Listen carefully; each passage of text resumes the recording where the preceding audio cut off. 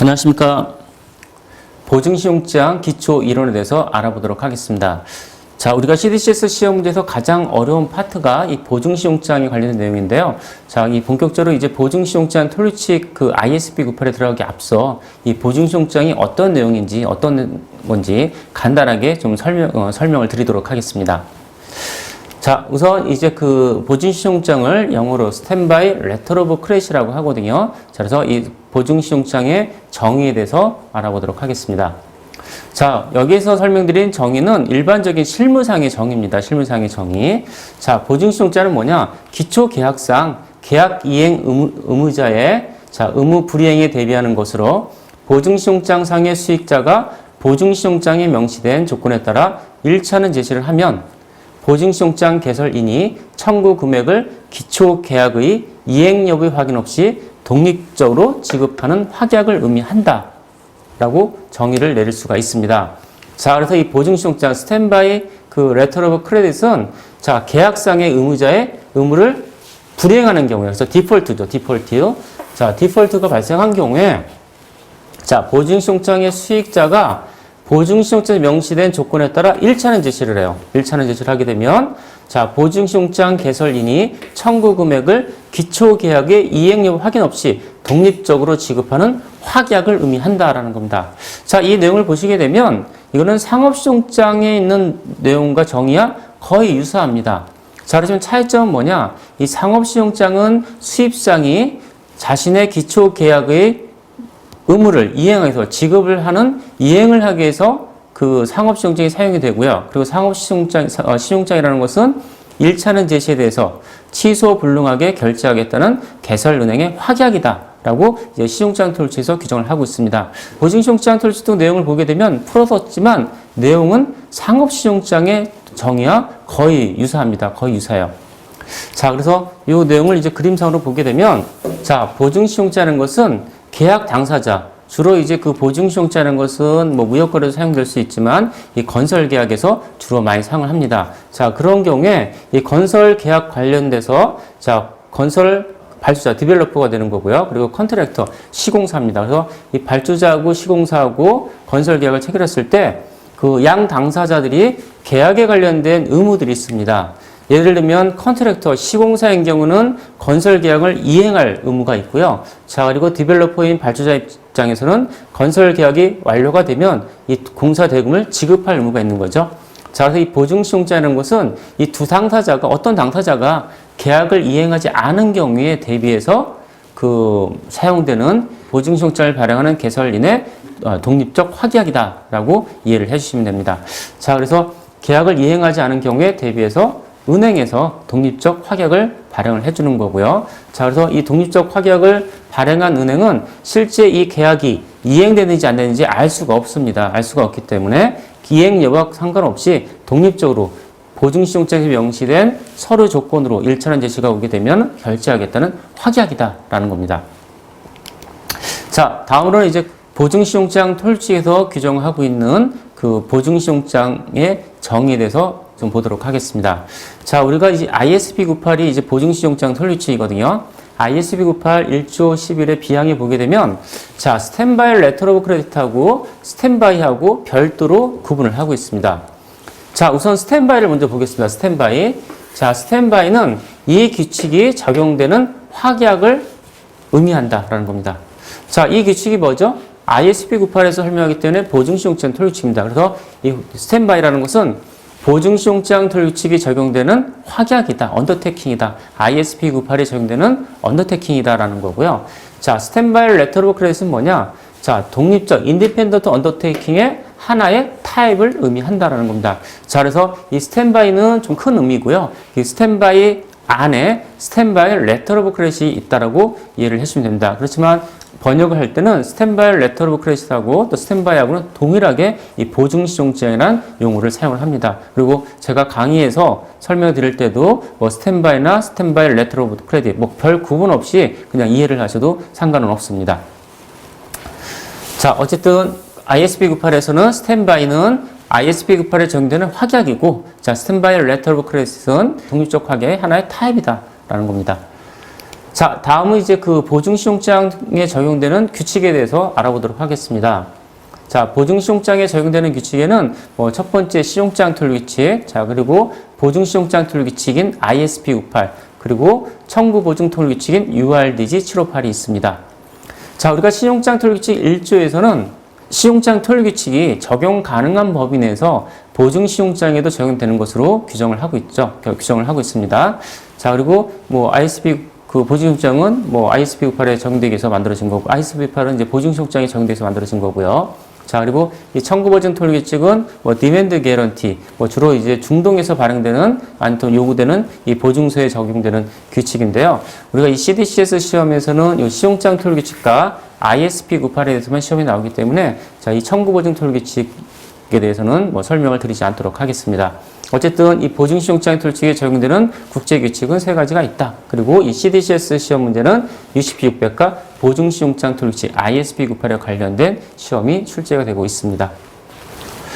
자, 우리가 이제 그 CDCS 시험 보실 때 이제 실무를 하셨든 아니면 실무를 하지 않으셨던 분들도 이 보증시용장만 나오면 머리가 아프고 되게 어렵게 생각하시는 경우가 많이 있습니다. 자, 그렇지만 이 보증시용장도 상업시용장과 거의 동일하게 생각하시면 그렇게 큰 그 시험 보실 때 어려움이 없을 수가 있거든요. 이 보증시용장도 기본적인 내용은 1차는 지시에 대해서 결제하겠다는 확약이기 때문에 이 상업시용장과 거의 동일하게 생각을 하셔도 됩니다. 자, 그렇지만 이 사용 목적이 다르기 때문에 약간 이제 규칙에서 규정하는 내용이 다른 점들이 어떤 내용들이 있는지 그 내용만 파악하시면 시험 보실 때 큰 어려움은 없게 시험에 좋은 점수를 받으실 수가 있습니다. 자, 그래서 이제 보증시용장의 특성을 보게 되면 상업시용장의 특성과 동일합니다. 자, 상업시용장의 특성이 뭐냐? 기초계약의 이행 여부와 상관없는 독립적이다. 독립적이다라는 거고, 그리고 두 번째는 서류적 거래라는 거죠. 자, 우리가 보증시용장의 특성도 마찬가지예요. 첫 번째 보증시용장의 특성은 뭐냐? 독립성이다라는 겁니다. 자, 보증시용장이 기초계약이나 아니면은 보증 개설 요청에 따라 개설되지만 이 보증시용장을 발행한 개설인 보증인, 자, 보증인은 그러한 관계에 구속되지 않는다라는 겁니다. 그래서 이 보증시용장은 일종의 지급 확약이다. 인디펜던트 언더테이킹, 독립적 확약이다라는 이 독립성이 있고요. 자, 다음은 이제 서류적 거래라는 겁니다. 이 보증시용장이라는 것이 1차는 지시에 대해서 결제를 하겠다는 독립적 확약이기 때문에, 자, 보증서를 발행한 개설인 또는 보증인은 그 1차는 지시의 여부를 오직 보증시용장에서 요구된 서류만 심사해서 그 결정을 해야 됩니다. 자, 그래서 그 보증시용장 개설인은 서류상으로 거래를 하는 것이지 그 서류가 관계된 물품, 서비스 또는 의무 이행으로 거래하는 것은 아니다. 자, 이건 시용장 통일규칙 5조에 있는 내용과 동일합니다. 동일해요. 자, 그래서 1차는 지시인지는 단지 문면상 조건으로만 결정해야 된다라는 겁니다. 자, 그래서 이 보증시용장도 상업시용장과 마찬가지로 독립성과 서류적 거래가 그 가장 큰 특성입니다. 자, 다음은 이제 그 보증시용장과 상업시용장이 다른 점이 어떤 것이 있는지 좀 알아보도록 하겠습니다. 보증시용장과 상업시용장이 다른 점이 많이 있지만 여기서 설명해 드린 내용들은 주로 큰 네 가지의 큰 범주에 대해서 좀 설명을 드리도록 하겠습니다.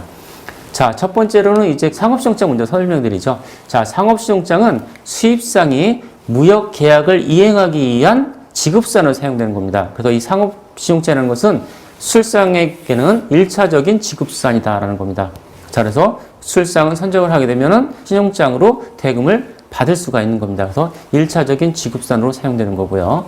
자, 그렇지만 이 보증시용장은 계약을 이행하지 않은 경우에 대비하는 거기 때문에, 예를 들면 무역거래에서 수입상이 오픈 어카운트 OA 방식이나 아니면 DADP 방식으로 대금을 지급을 해요. 그렇지만 대금 지급일에 지급하지 않은 경우에 대비해서 수출상이 이 보증시용장을 요구할 수 있거든요.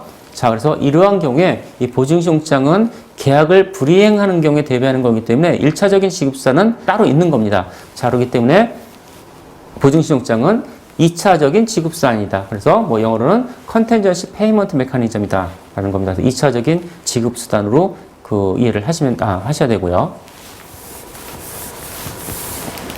자, 상업신용장은 수익자는 일반적인 물품과 관련된 서류를 제출합니다. 예를 들면 뭐 인보이스 원본이나 아니면 BL 원본, 아니면 원선지명서 원본. 그래서 주로 원본 서류를 제출하고요. 자, 그렇지만 그 보증신용장은 수익자가 원본 서류를 먼저 송부하고 나중에 지급 청구할 때는 거래와 관련된 사본의 서류를 제출하는 것이 일반적인 거거든요. 자, 그리고 의무 불이행과 관련된 서류를 제출합니다. 예를 들면 보증신용장은 계약을 이행하지 않은 게 대비하는 거기 때문에 대부분의 보증신용장에서 디폴트 스테이트먼트, 불이행 증명서 제출하는 것이 일반적인 보증신용장 개설 관행입니다. 자, 그래서 이 수익자는 의무 불이행과 관련된 서류 제시가 일반적이다라는 거고요. 그리고 이제 CDCS 시험 문제에서 이 보증신용장 토류칙이 적용되는 보증신용장 사례가 나오는 경우가 있습니다. 자, 그런 경우에 뭐 기초거래는 물품과 관련된 거래이지만 요구되는 서류가 디폴트 스테이트먼트나 아니면 사본 서류 제출, 예를 들면 인보이스 사본이나 BL 사본 등의 서류 제출을 요구하는 경우는 이거는 일반적인 상업시용장이 아니라 보증시용장이다라고 생각을 하셔갖고 문제를 푸시면 쉽게 이제 그 보증시용장에 관련된 그 시험이 나오게 되면은 그렇게 큰 어려움 없이 이 문제를 대처할 수가 있습니다. 자, 다음으로는 이제 담보하는 범위에 대해서 좀 알아보도록 하겠는데요. 자, 우리가 이 상업시용장은 수출자에게 선적을 하게 되면 자, 수입상이 대금을 지급하는 그런 위험을 담보하는 겁니다. 그래서 대금 지급이기 때문에 금융적 위험을 담보한다라는 겁니다. 금융적 위험을 담보를 하고요.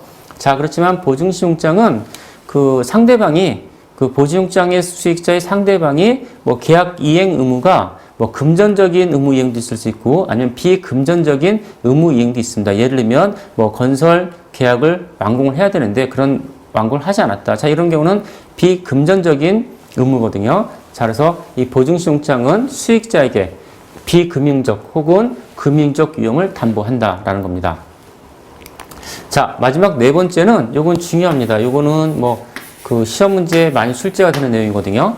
자, 상업시용장과 보증시용장의 그 차이점 관련해 갖고 양도가 가장 큰 차이점입니다. 우리가 상업시용장은 양도 차익을 얻기 위해서 양도를 하는 거거든요. 자, 그렇지만 우리가 보증시용장은 양도 차익을 얻기 위해서 이 보증서를 양도를 하는 것은 아닙니다. 자, 그래서 이제 상업시용장 관련해서는 그 상업시용장 상에 파셜 시먼트나 파셜 드로잉, 자, 분할 선적이나 분할 청구를 금지하지 않으면 분할 양도가 가능합니다. 분할 양도가 가능해요. 자, 그렇지만 2차 양도는 불가능하다라는 겁니다. 자, 이거는 뭐냐면 이 상업시용장의 퍼스트 베네피셔리가 자신의 의무와 권리를 뭐 세컨드 베니 자, 그리고 뭐 세 번째 베네피셔리 연속적으로 그 퍼스트 베네피셔리는 세컨드 베네피셔리한테 양도가 가능하지만 세컨드 베네피셔리는 서드 베네피셔리한테 양도가 안 된다는 겁니다. 그래서 2차 양도는 불가능하다. 뭐 전양도는 불가능하다라는 내용이고요. 자, 그렇지만 이 보증시용장은 양도 차익을 얻기 위한 목적이 아니기 때문에 분할 양도는 금지예요. 분할 양도는 안 된다라는 거고요. 자, 그리고 2차 양도, 연속적인 양도는 가능하다라는 겁니다. 그래서 뭐 제2수익자가 제3수익자한테, 제3수익자가 제4수익자한테 그래서 계속 뭐 제한이 없습니다. 연속적인 수회에 걸친 양도가 전액의 양도가 가능하다는 겁니다. 자, 그래서 요거는 이제 뭐 시험 문제 자주 출제되는 내용이니까 좀 보증시용장과 상업시용장 관련된 양도의 차이점이 무엇인지 좀 정확하게 개념을 잡으셔야 됩니다.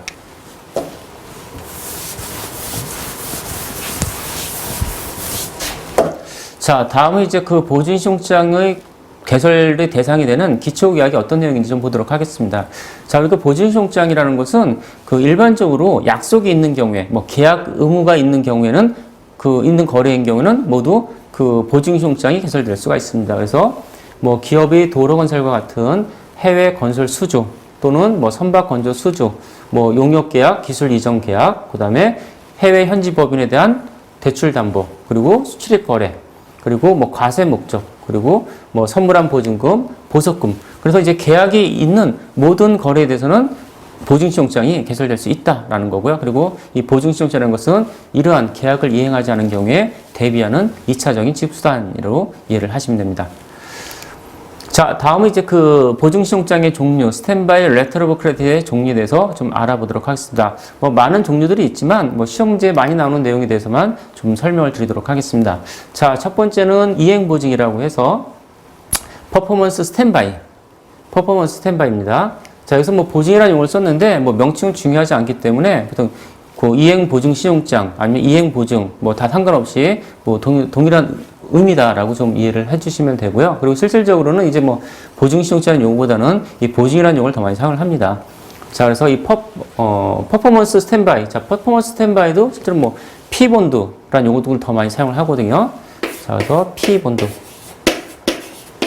자, 이거는 이행 보증이다라는 겁니다. 그래서 이제 뭐 P본드, 뭐 개런티 다 사용될 수가 있습니다. 그래서 이 보증 시용장 톨칙에서 설명을 드리겠지만 명칭은 중요하지 않아요. 적용되는 규칙이 중요하거든요. 그래서 이 CDCS 시험 문제를 보실 때는 적용되는 규칙이 무엇인지, 그래서 사용되는 용어는 중요하지 않다라고 또 이해를 해주시고요. 자, 그래서 이행 보증을 보게 되면, 자, 이행 보증은 뭐 보증서가 보증시용장이 전부 다 이행 보증이에요. 이행을 하자는 게 대비하는 거기 때문에. 자, 그래서 이 기초계약성의 채무자가 계약을 이행하지 않은 경우에 수익자에게 보증에서 정한 금액을 지급하는 내용을 하는 지급 확약이다라는 겁니다.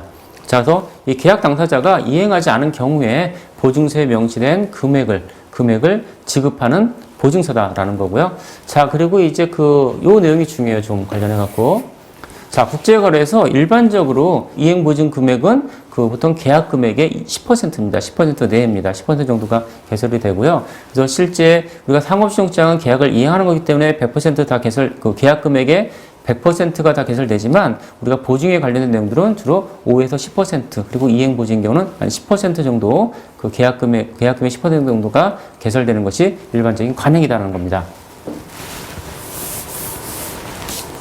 자, 다음은 이제 입찰 보증에 대해서 알아보도록 하겠습니다. 입찰 보증해 갖고 뭐 비드 본드, 텐더 본드, 뭐 비드 스탠바이, 텐더 스탠바이입니다. 그래서 입찰이란 말을 영어로 뭐 비드 또 텐더 같은 내용입니다.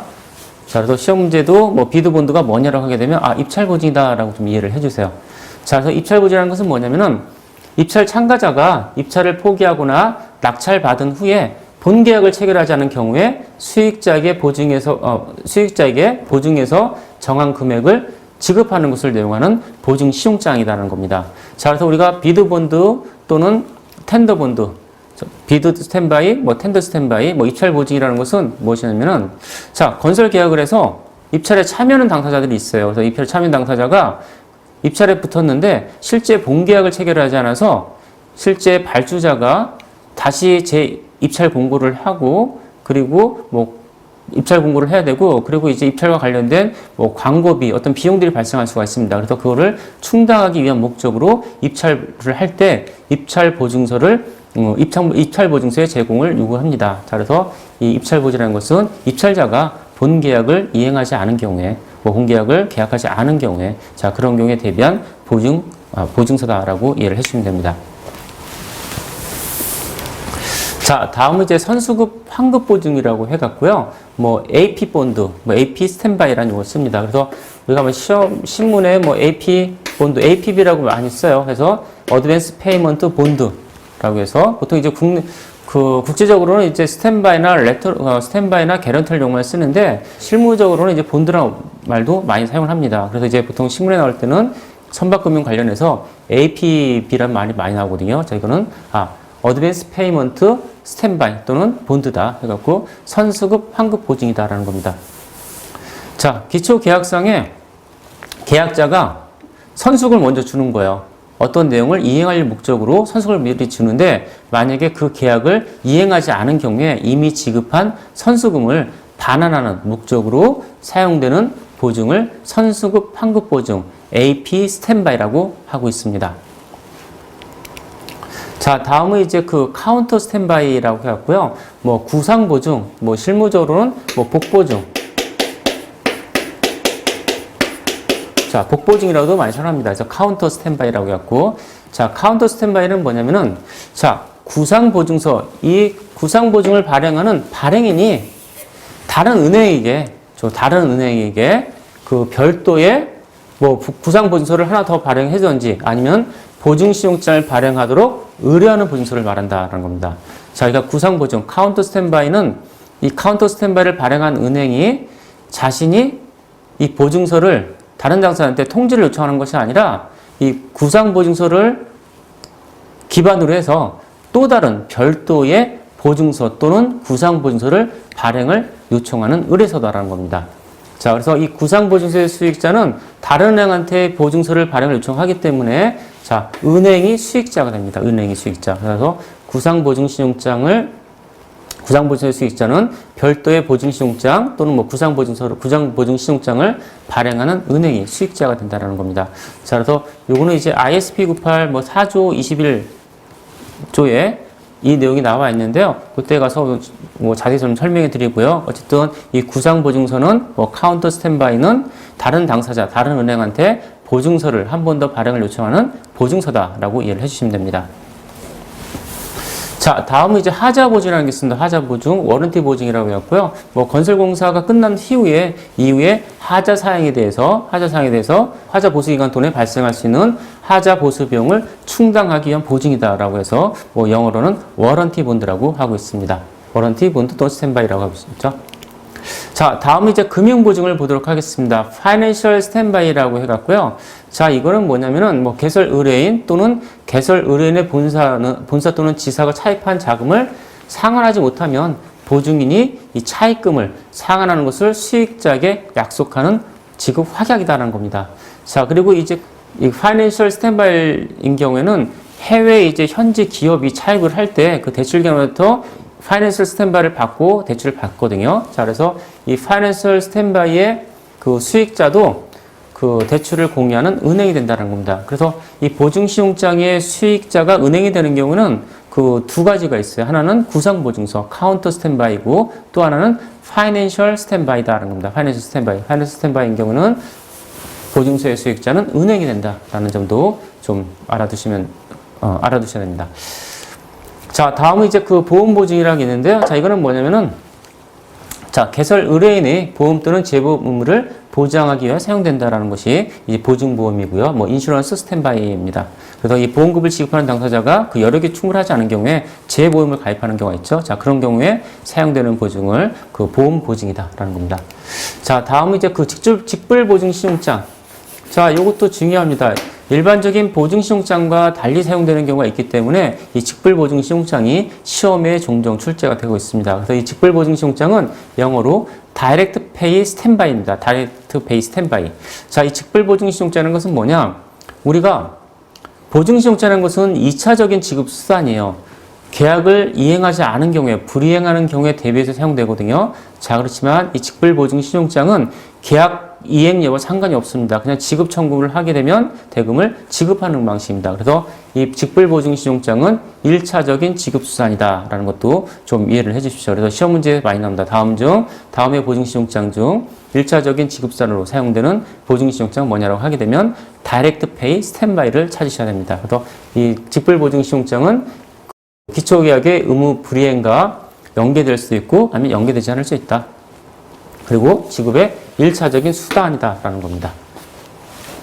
자, 다음은 이제 상업보증이라고 했고요. 자, 이것도 많이 나옵니다. 상업보증 관련해갖고. 자, 이거는 그 상업보증신용장 사례가 많이 나옵니다. 상업보증신용장 관련된 뭐 서류심사 문제 관련해갖고 상업신용장 내용을 보고 뭐 서류의 하자 여부를 찾는 문제들이 종종 출제되고 있습니다. 관련해갖고. 자, 상업보증이라는 것은 뭐냐면은 무역거래, 상거래에서 사용되는 보증신용장입니다. 보증서입니다.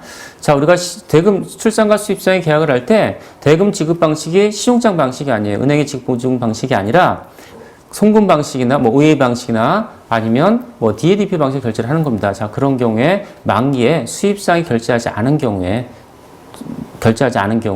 뭐 사용되는 방식이 상업보증 방식이고요.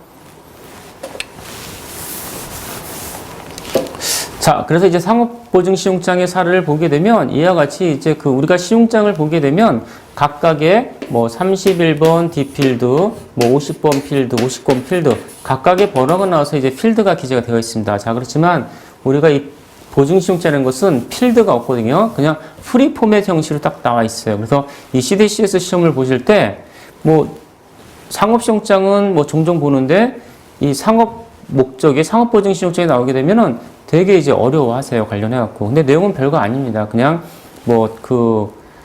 이 보증신용장을 개설을 할 때 기초계약이 무엇이고, 그리고 그 불이행 사유가 발생했을 때 어떤 서류를 제출하라. 그리고 적용 규칙은 어떤 규칙이 적용되는지 그런 내용들이 나와 있습니다. 관련해 갖고. 그래서 이 상업보증시용장은 뭐 이와 같이 내용이 나와 있고요. 이 내용은 이제 뭐 한 번씩 읽어보시면서 이 내용이 어떤 내용인지 좀 파악을 해주셔야 됩니다. 자, 그래서 주로 이제 요구되는 서류가 뭐 사이트 드래프트 온, 그래서 개설은행을 지구로 한 그 일람불 환원을 요구를 하고 있고요. 자, 그리고 대금이 지급되지 않았다. 인보이스 데이로 파셜 드로잉을 허용하고 있고, 인보이스 데이로부터 30일날 지급을 해야 되는데 지급되지 않았다라는 내용이죠. 자, 그래서 뭐 수입상이 지급하지 않은 경우에 대비해서 사용된다. 그래서 뭐 이와 관련된 증명서를 제출 요구합니다. 그래서 보통 이제 일반적인 뭐 오리지널 PL이나 아니면 오리지널 인보이스 제출 요구하는 조건, 사본 제출 요구하는 경우에 또는 디폴트 스테이트먼트 제출 요구하는 경우에 이거는 보증시용장이다라고 생각을 하셔갖고 시험에 좀 당황하지 않으시도록 이 사전에 준비를 하셔야 될 것 같습니다. 자, 그리고 마지막으로는 수수료 관련된 내용이 나와 있고, 자, 그리고 적용 규칙이 무엇이다. 그래서 이제 보통 이제 CDCS 시험 문제에서는 뭐 20회, 600이 적용되는 경우도 있고, 아니면은 ISP 98에 적용되는 경우도 있습니다. 관련해갖고요. 자, 다음은 이제 우리가 보증시용장을 보게 되면 실제 실무에서도 실무자들 되게 헷갈립니다. 어떤 당사자가 애플리컨트가 되고 어떤 당사자가 베네피셔리가 되는지 헷갈리거든요. 자, 우리가 상업시용장에서는 수입상이 애플리컨트예요.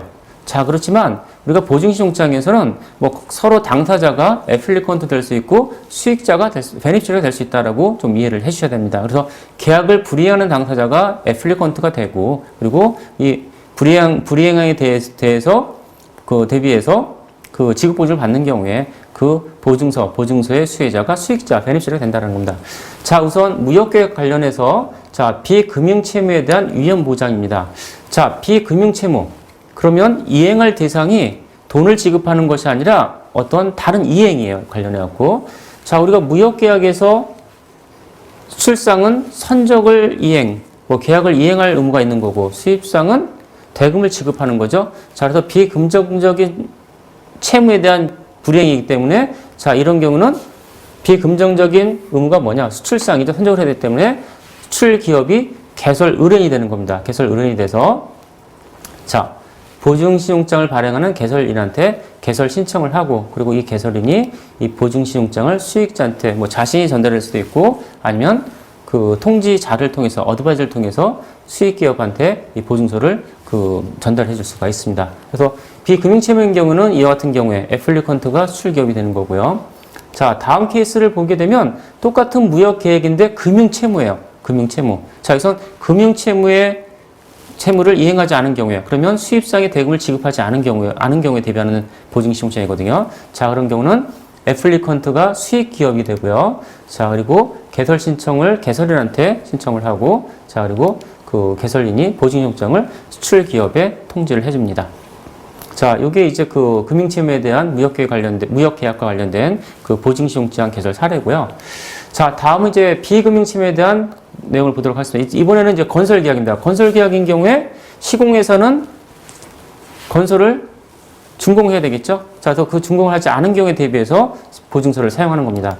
자, 그래서 이 시공회사가 개설 신청을 하고요. 그리고 발주자가 수익자가 되는 건설계약에 있어서 비금융채무에 대한 위험보장을 커버하는 보증시용장 사례입니다. 자, 다음은 이제 건설계약인데 금융채무예요. 금융채무. 대금을 지급하는 거죠. 돈은 발주자가 지급하는 거니까 발주자가 공사 완료 후에 대금을 지급하지 않은 경우에 대비해서 이 보증시용장을 개설한 사례입니다. 자, 그래서 발주자가 개설 의뢰인이 돼서 개설인이 보증시용장을 개설해서 수익자 시공회사한테 이제 통지를 해주는 이런 사례입니다. 자, 다음으로는 이제 대출계약입니다. 대출계약. 자, 대출계약은 금융채무에 대한 보장이에요. 금융채무. 자, 그래서 차입자하고 대출기관이 대출 계약을 했을 때, 자, 개설 의뢰인이 차입자가 되겠죠. 자, 그래서 개설 신청을 해서 개설인이 이 보증시용장을 대출 기간에, 그래서 여기에서 대출 목적일 경우에 수익자는 은행이다라는 겁니다. 은행이다라는 것도 알아두시고요. 자, 다음은 이제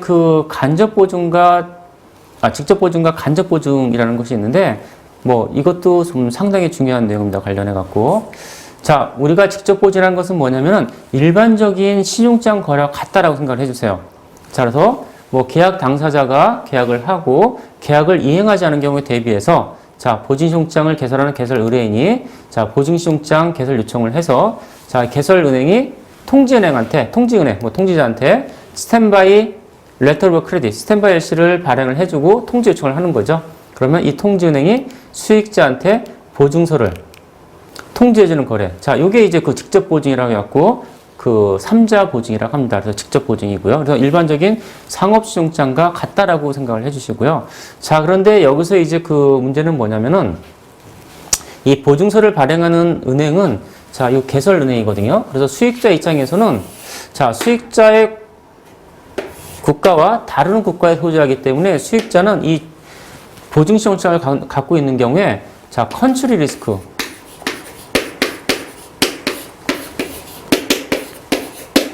자, 컨트리 리스크가 존재합니다. 자, 그래서 이제 이 보증신용장의 수혜자가 많이 되는 중동인 경우에는 자, 자국의 수익자를 보호하기 위해서 이 자국 그 보증신용장의 수익자가 국가기관이나 아니면은 공공단체인 경우에는 반드시 자국에서 발행한 보증신용장을 보증시켜야 된다는 그런 법률이 있습니다. 관련해갖고. 자, 그래서 그 해외에 있는 중동으로 우리가 보증신용장을 발행을 할 때는 이와 같은 3자 보증신용장을 개설하게 되면 법에 위반되기 때문에 이런 방식의 이 보증신용장이 개설되는 것이 아니라 이 4자 보증, 간접 보증이 나가는 경우가 있어요. 관련해갖고. 자, 그래서 개설 의뢰인인 애플리컨트가 보증신용장 개설 요청을 하는데 이 애플리케이션이 뭐냐면은 그냥 일반적인 보증신용장을 개설 요구하는 것이 아니라 카운터 스탠바이, 복보증, 구상보증서를 발행을 요청하는 보증서를 요구를 합니다. 그래서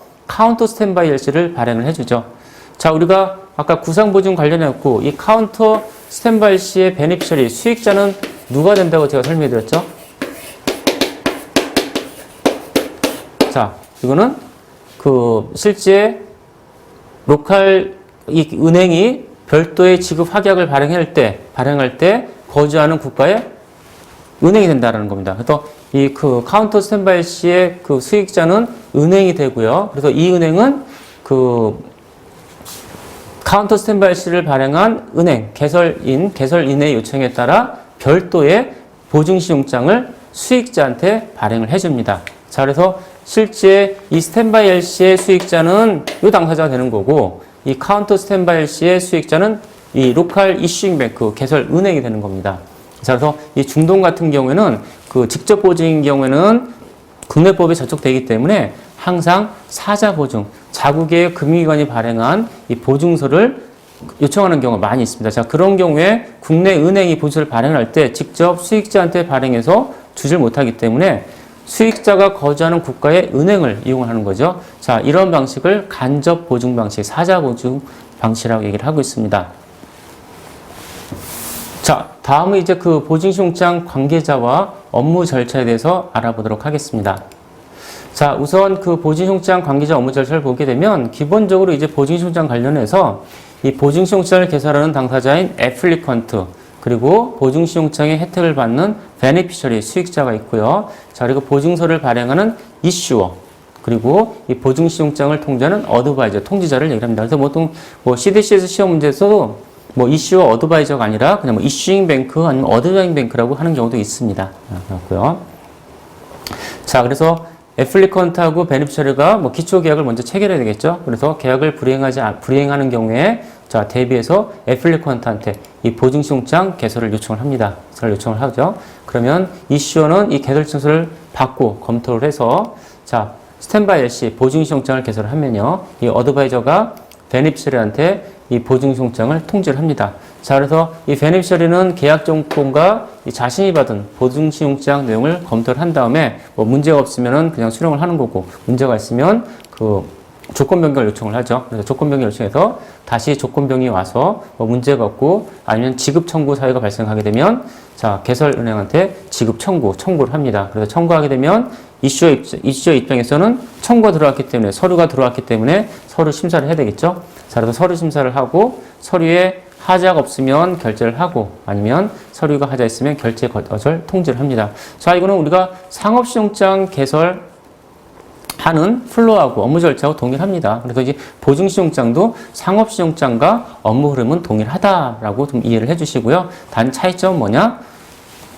상업시용장은 계약을 이행하는 경우에 사용하는 거고 보증시용장은 계약을 이행하지 않은 경우에 사용된다. 그 점만 좀 다른 점입니다. 그래서 이 보증시용장 공부를 하실 때 너무 어렵게 생각하지 마세요. 일반 상업시용장과 거의 동일하다. 단 차이점은 뭐뭐 있다. 그 정도만 좀 이해를 해주시면 될 것 같습니다. 자, 다음은 이제 보증시용장 개설에 대해서 좀 알아보도록 하겠습니다. 우리가 보증시용장 개설할 때 개설인의 의무가 무엇인지, 개설은행도 마찬가지입니다. 자, 시용장 통일치에 있는 내용과 동일합니다. 1차는 제시에 대해서 결제 의무가 있다라는 거고요. 그리고 개설인은 보증시용장 개설 시점에 취소 불가한 결제 확약 의무를 부담한다라는 겁니다. 그래서 보증시용장이 개설되면 취소가 불능해요. 수익자의 동의가 없이는 취소 불능하다라는 거고요. 그리고 지시받은 당사자를 보호해야 된다라는 겁니다. 근데 여기서 좀 주의하실 점은 뭐냐면은 우리가 상업시용장은 지정은행이라는 개념이 있어요. 노미네이트 뱅크. 자, 그래서 이 ISP 98에서도 이제 지정이란 말이 나오는데 실제 실무에서는 지정인이 있는 보증시용장은 거의 없습니다. 거의 없어요. 그래서 지시받는 당사자는 통지자 아니면 확인자 그런 당사자를 다 포함하는 개념이지만 그 지시받은 당사자의 상업시용장은 일반적인 지정은행이 나오는 거고 그리고 보증시용장에는 지정은행, 지정인이 나오지 않는 것이 일반적인 보증실무 관행이다라고도 좀 이해를 해 주십시오. 자, 그리고 보증시용장 또는 조건 변경 상에 애매모호한 데서 애매모호한 상황에 대해서는 그 위험을 전부 다 보증시용장을 개설한 개설인이 부담한다는 것도 좀 알아두시고요. 자, 이 내용을 보시게 되면 상업시용장과 다른 점 하나도 없습니다. 다 동일합니다. 자, 그러면 이제 보증시용장 개설 신청서를 접수를 할 때 어떤 내용을 검토하는지 좀 보도록 하겠습니다. 자, 우선 보증 금액이 얼마인지, 그리고 보증의 종류가 이행보증인지, 아니면은 카운터 복보증인지, 아니면은 금융보증인지 그런 내용을 좀 확인을 하고요. 그리고 베네피셔리하고 애플리컨트의 관계가 무엇인지, 그리고 회사명은 어떤 회사인지 알아야 되고요. 그리고 개설인의 역할이 직접 보증서를 발행하는 역할인지 아니면 카운터 스탠바이, 구상 보증서, 복보증서를 발행하는 역할인지 그런 역할을 알아야 되고요. 그리고 만기 관련해서도 그 대부분의 보증시용장이 만기가 정해져 있지만 그 만기가 자동으로 연장이 되거나 아니면 보증시용장의 수익자가 국가기관인 경우에는 만기가 아예 없는 경우가 있습니다. 그래서 만기가 없는 시용장을 이제 오픈엔디드 보증시용장이라고 하고 있고요. 그리고 만기가 어느 기간 동안 자동으로 연장되는 이 보증시용장이 있어요. 자, 그런 거를 이제 그 에버그린 스탠바이 LC 번역하게 되면 상록보증시용장이라는 게 있는데요. 에버그린 보증시용장이 있다라는 겁니다. 자, 그리고 제출되는 서류에는 어떤 서류가 있는지, 자, 그리고 그 준거규칙 ISP 98에 적용될지 또는 UCP 98에 적용될지 준거규칙과 그다음에 준거법. 상업시용장은 준거법이 기재가 되지 않아요. 그렇지만 우리가 보증시용장은 개설될 때 일반적으로 이제 준거법을 명시하는 것이 상당히 많이 있습니다. 그래서 준거법이 무엇인지도 좀 그 개설 신청을 받을 때 그 개설인이 좀 검토를 해야 됩니다. 자, 다음으로 이제 그 지급보증시용장하고 상업시용장의 그 전문을 좀 보도록 하겠는데요. 자, 우리가 상업시용장은 MT700으로 개설이 되고요. 그리고 각각의 필드가 있어서 좀 실무자들이 이 내용을 해석하는데 좀 이해하기가 좀 쉽습니다. 자, 그렇지만 이 보증시용장이라는 것은 그냥 MT760으로 개설이 되거든요. MT760으로 개설이 되고, 자, 그리고 내용이 전부 다 프리 포맷이기 때문에 이 내용이 어떤 내용인지 어떤지 잘 그 해석을 못하는 경우가 많이 있습니다. 자, 그렇지만 내용을 차근차근 시간에 쫓기지 말고 차근차근 읽으시면 그 내용이 그냥 보증에 관련된 내용이고 금액은 얼마고 기초거래는 뭐고 만료일은 어떤 거다. 그런 내용들이 기재가 돼 있으니까 너무 이 보증시용장 내용을 보고 익숙하지 않다고 해서 너무 당황하거나 아니면은 문제를 풀 때 약간 위축되고 그러지 않으셨으면 좋겠습니다. 자, 그럼 이제부터 보증시용장에 관련된 문구를 좀 보도록 하겠습니다. 이 보증시용장도 기본적으로 취소불능 보증문구 및 그다음에 보증금액이 적혀 있습니다. 그래서 자, 위 해갖고 위는 이제 개설인이 되겠죠. 이슈잉 뱅크. 자, 개설은행은 뭐 취소 불능한 보증신용장 번호 몇 번을 개설한다. 그래서 in your favor 해갖고 수익자는 누구다라는 겁니다. 그래서 수익자는 보통 보증신용장을 보게 되면 프리 포맷이 되고 이렇게 to로 기재가 되어 있어요. to A, B, C. 자, 그러면은 요 당사자가 이제 수익자가 되는 겁니다. 베니피셔리가 되는 거죠. 자, 그리고 여기서는 이제 애플리컨트 이름이 나오고 이 다음부터는 컨트랙터를 한다 또는 바이어를 한다라는 겁니다. 우리가 그 보증신용장은 실제 개설 의뢰인을 뭐 애플리컨트를 사용하는 경우도 있지만 실제 실무에서는 뭐 컨트랙터나 바이어 실제 역할을 명시하는 것이 더 일반적인 관행입니다. 자, 그래서 이 컨트랙터를 기재를 하고요. 자, 그리고 얼마를 초과하지 않는 금액. 자, 우리가 신용장 거래인견은 32원 비필디에 커런시하고 통화가 나오죠. 자, 그렇지만 이 보증신용장에서는 그냥 문구로 기재를 합니다. 그럼 이 금액까지 지급을 한다. 지급 의무를 부담한다라는 거고요. 자, 그리고 이 퍼포먼스 본드, 그래서 이행보증을 담보로 이 금액까지 지급을 한다라는 겁니다. 자, 다음으로는 이제 기초거래 표시를 하고 있습니다. 그래서 뭐 계약서 번호 몇 월 며칠 체결된 계약서 몇 번에 따라 이 보증신용장이 개설된다는 겁니다.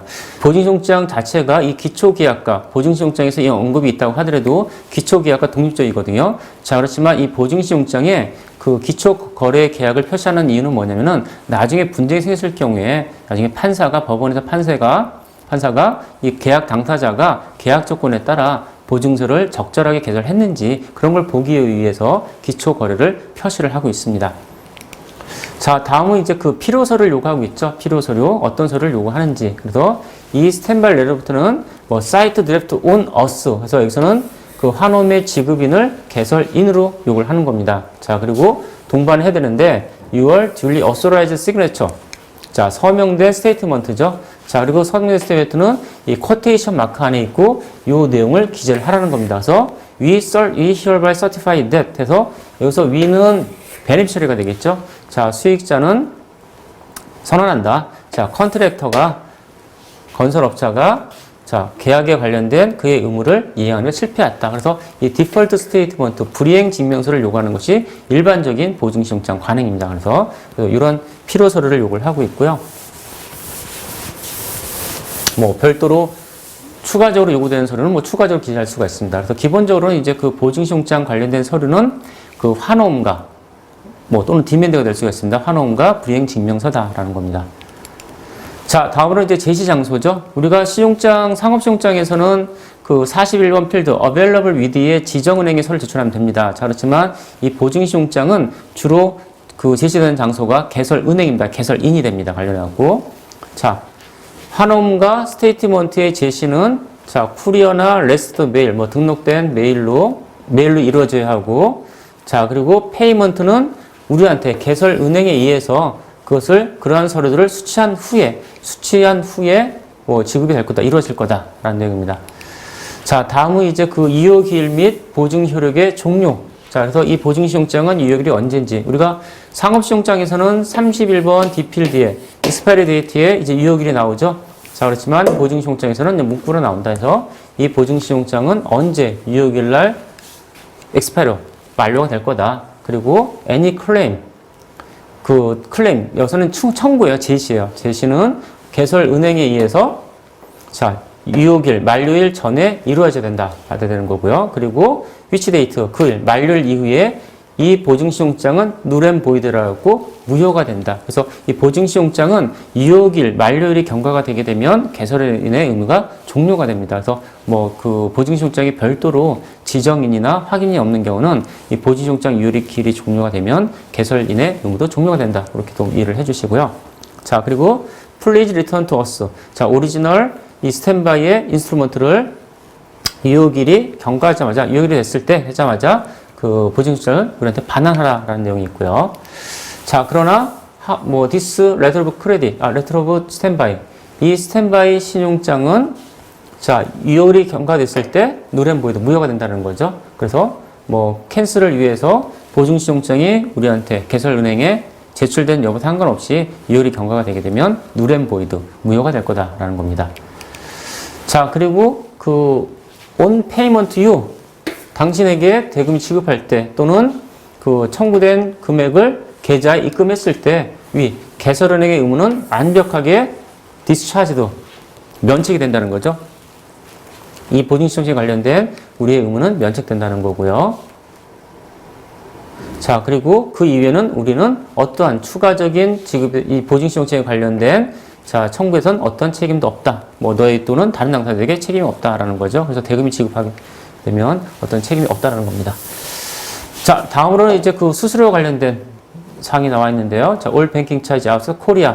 자, 보증시효증을 발행하는 국가 이외의 모든 수수료는 애플리컨트나 뭐 베니피셔리 부담이다. 뭐 시용장 일반적인 상업시용장에 뭐 70원 필리에 기재된 뭐 차지와 관련 내용과 동일한 내용이고요. 그리고 마지막으로 이제 그 적용 규칙과 준거법에서 언급이 되어 있습니다. 우리가 이제 그 상업시용장에서는 적용 규칙만 명시가 되어 있는데 우리가 그 보증시용장에는 적용 규칙은 뭐 ISB 98을 ICC 퍼블리케이션 넘버 590이라도 합니다. 자, 적용되고 그리고 한국의 법을 따르겠다라는 겁니다. 자, 그래서 이 보증시용장에는 적용 규칙과 적용 법이 나와 있다라는 거고요. 그리고 이제 보증시용장 관련된 그 내용도 보게 되면 그 상업시용장에 있는 내용들을 좀 풀어서 쓰는 내용들이기 때문에 그 여러 번 읽으시면 그리 어렵지 않고 그 시험 보실 때도 그렇게 뭐 어렵게 느끼거나 뭐 문제를 푸실 때 약간 곤란하다, 뭐 어렵다 그렇게 생각하지 않을 수가 있습니다. 그래서 반복적으로 계속 이 보증시용장 내용을 읽어보시는 것이 그 시험에 대비하는데 상당한